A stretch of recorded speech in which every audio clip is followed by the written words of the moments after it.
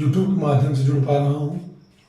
आज हम लोग जो मोस्ट इम्पॉर्टेंट बोर्ड एग्जाम में, वैसे भी कम्पिटिटिव एग्जाम में जो इम्पोर्टेंट क्वेश्चन है, मानव जनन से संबंधित सारे टॉपिक हम लोग आज चर्चा करेंगे। इस जितने टॉपिक हम लोग चर्चा करेंगे, ये 7 से 8 नंबर आपके सेव कर देंगे। ठीक है, तो हम लोग चर्चा करते हैं। तो पहले समझते हैं हेडिंग है, जैसे आप लोग देख रहे हो कि तो आपका समय बचने के लिए, जिससे ज़्यादा वीडियो लंबी ना हो, इसके लिए ऐसा मैंने किया है। ठीक है, हम लोग पहले समझते हैं जनन क्या होता है। जनन याद रखिएगा, किसी जीव के द्वारा नए संतति उत्पन्न करने की प्रक्रिया जनन कहलाती है। मतलब एक जीव के द्वारा अपने समान नए संतति उत्पन्न करने की प्रक्रिया क्या है? जनन है। अगर 2 जनकों के द्वारा यह प्रक्रिया होती है, इसे लैंगिक जनन कहते हैं। लैंगिक जनन में मनुष्यों में नर मादा होते हैं। याद रखिएगा, नर में नर के गौण लक्षण क्या होते हैं, सुन लीजिएगा। वह लक्षण जो किसी भी मादा और नर व मादा में भिन्नता प्रदर्शित करता है, तो उसे क्या कहते हैं? गौण लक्षण कहते हैं। जैसे पुरुषों में है आवाज का भारी होना, दाढ़ी मूछ का आना, कंधों का चौड़ा होना, जननांगों विकसित होना आदि। मादा में क्या है? मादा गौण लक्षण लगभग 13 से 14 वर्ष के पश्चात दिखाई देने लगते हैं। जैसे आवाज का पतला होना, जननांगों विकसित होना, मासिक चक्र का प्रारंभ होना आदि। तो मादा में जनन करने के लिए अंगों का समूह पाया जाता है, जिसे मादा जनन तंत्र कहते हैं। क्या कहते हैं? मादा जनन तंत्र कहते हैं। स्ट्रक्चर दोनों, ये जो स्ट्रक्चर आप देख रहे हैं, ये इसमें से 101% ये चांसेस हैं कि चाहे नर जनन तंत्र आए किसी सेट में, किसी सेट में शुक्राणु आएगा, किसी सेट में मादा जनन तंत्र आएगा। 100% क्वेश्चन फंसने वाले हैं, याद रखिएगा। मादा जनन तंत्र की बात करें तो मादा में जनन करने के लिए अंगों का समूह पाया जाता है, जिसे मादा जनन तंत्र कहते हैं। मादा जनन तंत्र कहते हैं। अब यह उदर भाग में स्थित होता है। ठीक है, ये बहुत ही जटिल प्रक्रिया होती है। ठीक है, और इसका निर्माण मतलब मादा जनन तंत्र का विकास गर्भावस्था में 7 माह में ही हो जाता है। अब आते हैं अपने टॉपिक पे कि मादा जनन तंत्र में निम्नलिखित अंग पाए जाते हैं। बोर्ड एग्जाम में ऐसे टॉपिक डाल के 2-2, 4-4 लाइन 5 लाइन लिखना है। नंबर 1 आता है अंडाशय। मादा के उदर भाग में गर्भाशय के पार्श्व में एक जोड़ी अंडाशय पाया जाता है। ठीक है, जिसमें मादा हार्मोन्स, एस्ट्रोजन तथा प्रोजेस्टेरॉन का निर्माण होता है, एवं इसमें मादा युग्मक अंडाणु का निर्माण होता है। यह मादा के द्वितीय गौण लक्षण को प्रेरित करता है। अंडाणु का निर्माण एक साइकिल, आगे की लीडिंग चर्चा हम करेंगे। ठीक है, अब बात करते हैं। हाँ, एक चीज और याद रखिएगा, अंडाणु का निर्माण होता है। निर्माण अंडाणु परिपक्व होने के पश्चात अंडाणु का अंडवाहिनी में उत्सर्जन हो जाता है। इसी को अंडोत्सर्ग कहते हैं। ठीक है, अगली नंबर आता है अंडवाहिनी। अंडवाहिनी नलिकानुमा संरचना होती है। इसके शीर्ष पर झालरनुमा संरचना पाई जाती है, जिसे झालरदार कीप कहते हैं। अंडाणु जिसमें पहुंचता है, इसके झालरदार कीप कहते हैं। अंडाणु उत्सर्जन के पश्चात अंडवाहिनी में पहुंचता है।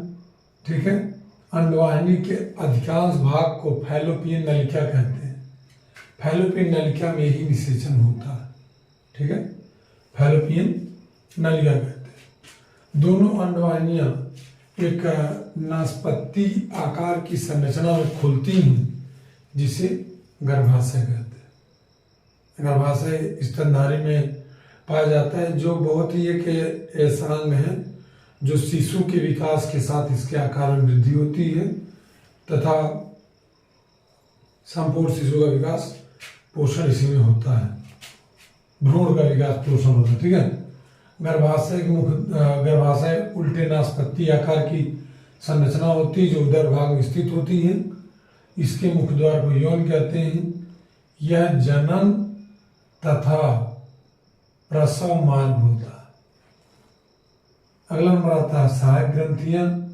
मादा के जनन में सहायक मतलब सहायता करने के लिए ग्रंथियां पाई जाती है जिन्हें सहायक ग्रंथियां कहते हैं। नंबर 1 आता है बर्थोलिन ग्रंथियां। बर्थोलिन ग्रंथियां यह जनन के समय एक चिपचिपे तरल पदार्थ का स्राव करती हैं जो यौन की अम्लता को दूर करता है तथा एक स्नेहक आकार करता है। इसी को बर्थोलिन ग्रंथियां कहते हैं। स्तन ग्रंथियां मादा के वक्ष भाग पर एक जोड़ी स्तन ग्रंथियां पाई जाती हैं जिसमें दुग्ध ग्रंथियां पाई जाती हैं जो दुग्ध का निर्माण करती हैं जिससे शिशु को पोषण प्राप्त होता है। ठीक है, अगली एक बार समझ लीजिएगा फिर से, आप बैक रिपीट करके एक बार देख लीजिएगा। अब हम लोग आगे बढ़ते हैं अगले टॉपिक। नर जनन तंत्र।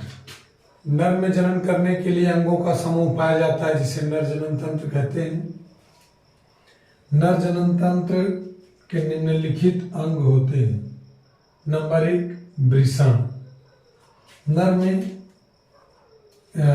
वृषण का निर्माण गर्भावस्था में 7 माह में हो जाता है जो जन्म के पश्चात त्वचा से निर्मित थैली में आ जाता है जिसे वृषण कोष कहते हैं।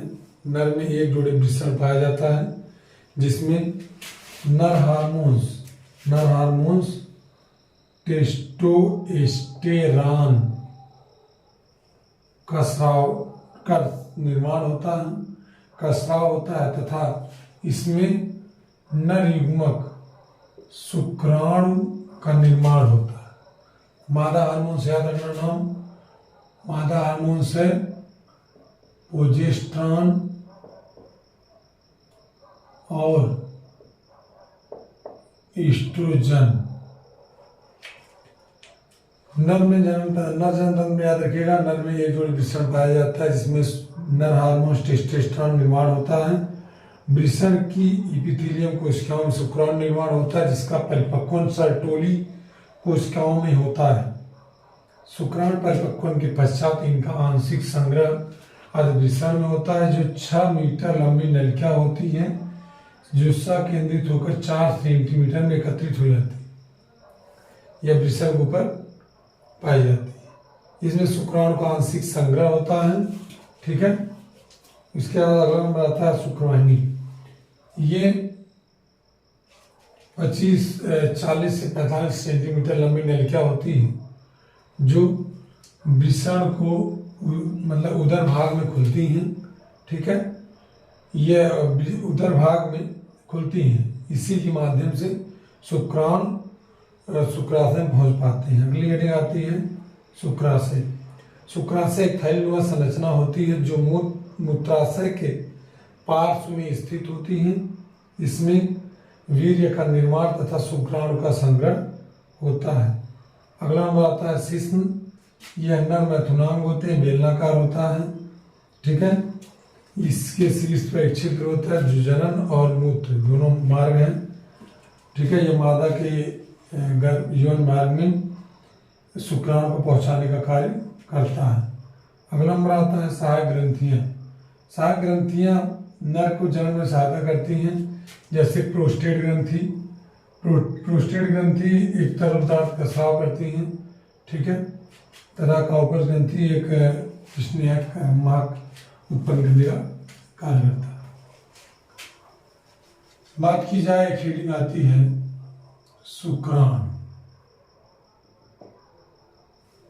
नर युग्मक को शुक्राणु कहते हैं जिसके अंदर नर के समस्त लक्षण समाहित होते हैं। इनका निर्माण वृषण की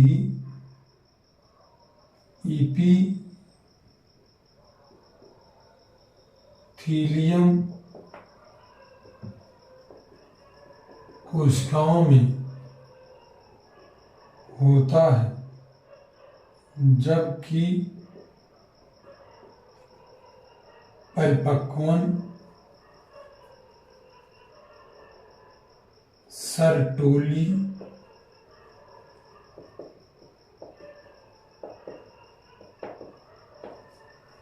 कोशिकाओं में होता है। याद रखिए सर्टोली कोशिकाओं में होता है। वृषण अंदर नर के समस्त लक्षण समाहित होते हैं, ठीक है। और इसको आप नोट करना चाहे नोट कर सकते हैं। वृषण की एपिथेलियम कोशिकाओं में होता है, जबकि इनका परिपक्वन याद रखिएगा कहाँ होता है, यह सर्टोली कोशिकाओं में होता है, ठीक है। बात करें अगले वृषण कौन कौन भाग है। अगर मान लीजिए शुक्राणु को कौन कौन भाग है, क्वेश्चन अगर फंसता है तो आप कैसे इससे समस्या से बाहर आएंगे। पहले हेडिंग आती है सीड्स। वृषण वास्तविकता में 3 भागों में बटा होता है। पहली हेडिंग क्या है, सीड्स। सीड्स किसे कहते हैं, या वृषण का सबसे ऊपरी भाग होता है, इसके ऊपर इसके ऊपरी छोर पर सूक्ष्म उभार होता है जिसे एक्रोसोम कहते हैं, जो विशेष जल अपघटनीय एंजाइम का स्राव करता है, जो अंडाणु के भित्ति को भेदने का कार्य करते हैं, ठीक है। इसके बाद आता है शीर्ष में और चीज लिख लेंगे। शीर्ष में केंद्रक तथा गुणसूत्र पाए जाते हैं। केंद्रक तथा गुणसूत्र पाए जाते हैं। निषेचन के समय यही भाग, शीर्ष का भाग ही अंडाणु में प्रवेश कर पाता है, शेष भाग कट के अलग हो जाते हैं। अगला नंबर आता है धड़। ये शुक्राणु का मध्य भाग है जिसमें माइटोकॉन्ड्रिया पाई जाती है, जो शुक्राणु को गति करने के लिए ऊर्जा प्रदान करता है। अगला नंबर आता है अगला नंबर पुच्छ। ये शुक्राणु सबसे निचला तंतुनुमा भाग होता है, जो उसे तैरकर यौन मार्ग से फैलोपियन नली तक पहुंचने में सहायता करता है, ठीक है। अब इसलिए सर कुछ क्वेश्चन जो और इम्पोर्टेंट है, कोई जगह का अभाव था, ठीक है, उस पर हम लोग चर्चा करते हैं। जैसे एक क्वेश्चन बहुत इम्पोर्टेंट है, शुक्राणु जनन।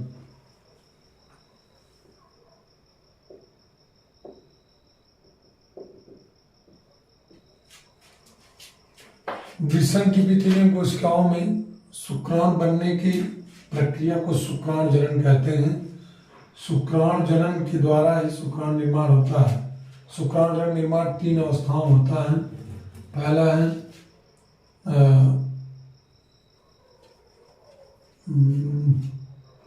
शुक्राणु का निर्माण एपिथेलियम कोशिकाओं में होता है, ठीक है। शुक्राणु का निर्माण 3 अवस्थाओं में होता है। पहला नंबर गुणन अवस्था, गुणन अवस्था होना चाहिए, गुणन अवस्था। और नंबर 2 वृद्धि अवस्था। और नंबर 3 परिपक्वन अवस्था। याद रखिएगा, एक युग्मक से द्विगुणित होता है, इसमें समसूत्री विभाजन होगा, फिर समसूत्री विभाजन होगा, फिर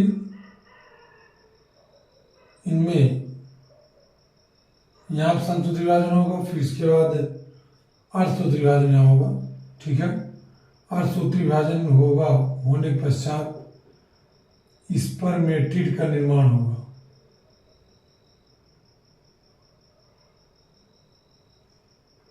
स्पर्मेटिड निर्माण होगा, जो परिपक्वन के पश्चात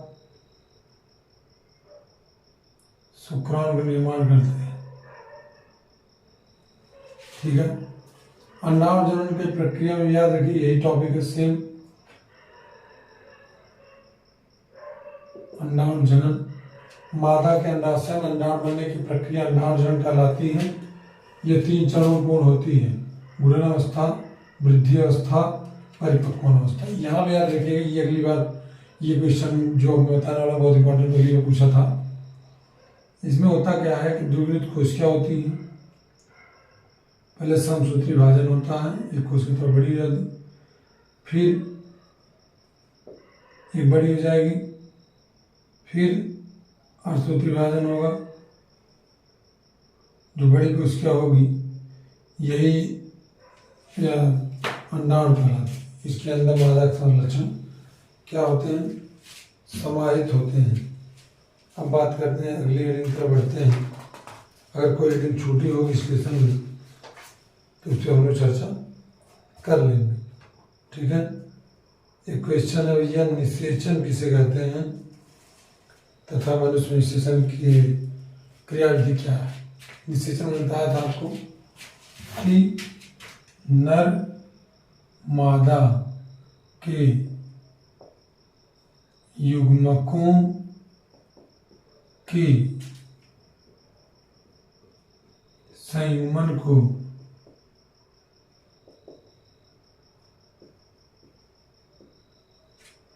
निषेचन कहते हैं।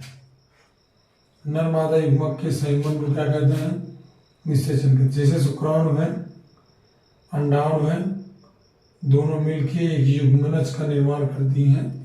यही प्रक्रिया क्या थी, निषेचन कहलाती, ठीक है। निषेचन दो प्रकार का होता है, एक बाह्य निषेचन होता है, एक अंतः निषेचन होता है। यदि निषेचन शरीर का अंदर हो तो अंतः निषेचन, अगर बाहर हो तो बाह्य निषेचन, ठीक है। एक टॉपिक है मासिक चक्र, जानते रहिएगा कि स्तनधारी में एक निश्चित समय के पश्चात अंडाणु निर्माण होता है और निर्माण होने के पश्चात तो एस्ट्रोजन हार्मोन की मात्रा बढ़ने से एक गर्भाशय थैली निर्माण हो जाता है और जनन न होने की स्थिति में एस्ट्रोजन मात्रा कम होने लगती है, जिससे गर्भाशय जो थैली होती है रक्त के साथ मतलब टूट जाती है, अंडाणु रक्त के साथ उत्सर्जित हो जाती है। इसी को मासिक चक्र कहते हैं। प्रसव सुनिए भैया, मादा मतलब शिशु के जन्म की प्रक्रिया क्या कहलाती है, प्रसव कहलाती है। क्वेश्चन बहुत फेमस है, अभी मुझसे बच्चे मैसेज किए अक्सर, इसको बताइए जरूर। क्वेश्चन है अपरा,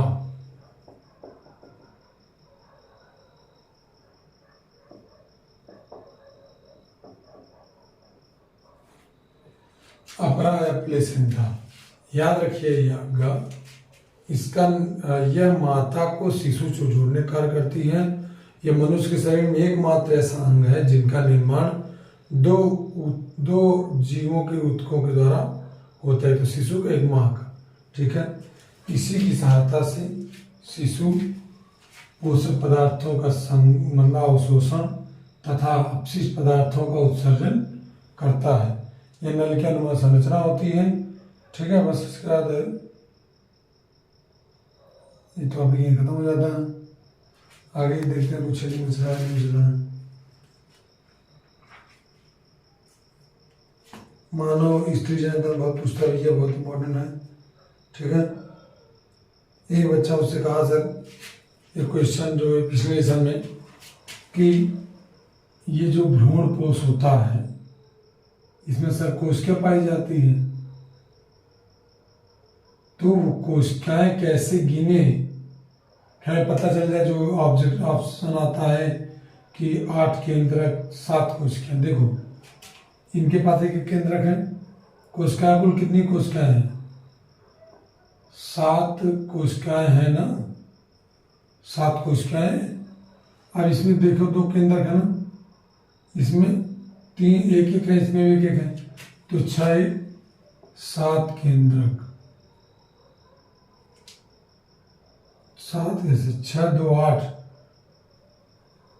7 कोशिका 8 केंद्र आ जाता है, ठीक है। तो ये आपका लेसन समाप्त हो चुका है।